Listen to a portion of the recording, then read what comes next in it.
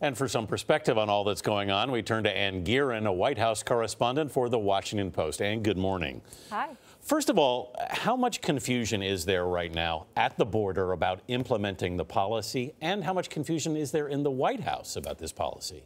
There's confusion in both places for sure. At the border, the Customs and Border Protection Agency is uncertain exactly how to implement the president's order from Wednesday, which reversed his family separation policy. What are they uncertain about exactly?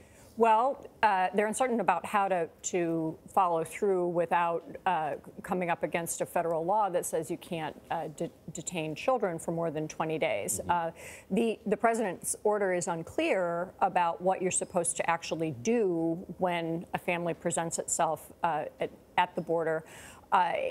If the children will not be removed from their parents, then presumably the entire family will be detained together. The government is asking for an exception to that law. It's not at all clear that they will get it. And so there's a fair amount of uncertainty and confusion, which has caused arguments back in Washington about why this wasn't settled ahead of time and what agents are supposed to do. At the White House, there continues to be a policy argument and an unresolved one that we saw spilling over into Congress yesterday.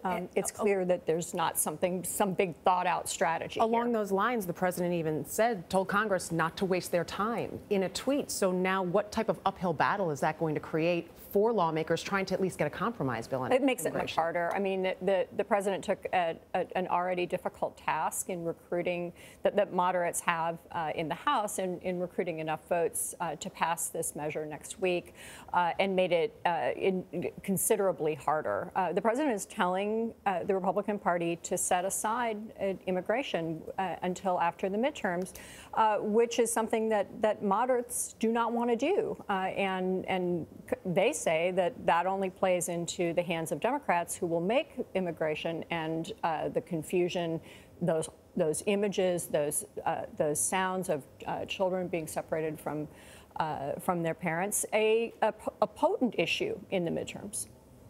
And in terms of how we got here, I mean, the president's hard line on immigration is nothing new. The zero-tolerance policy has been in place since May. So what was it that caused the tide to turn? What was that tipping point? Well, I mean, the president had a mutiny on his hands among Republicans, even within his own family, within advisors.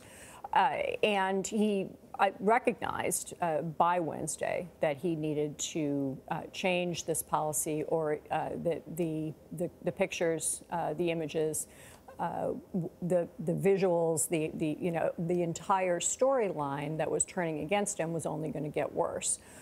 So he wanted, from Wednesday, he wanted to act. And, you saw in his wife's visit to the border, in things his daughter Ivanka said, that he was getting a lot of advice from pretty close at hand that he needed to make a change. Ann Gearan, we appreciate the insight. Thank you.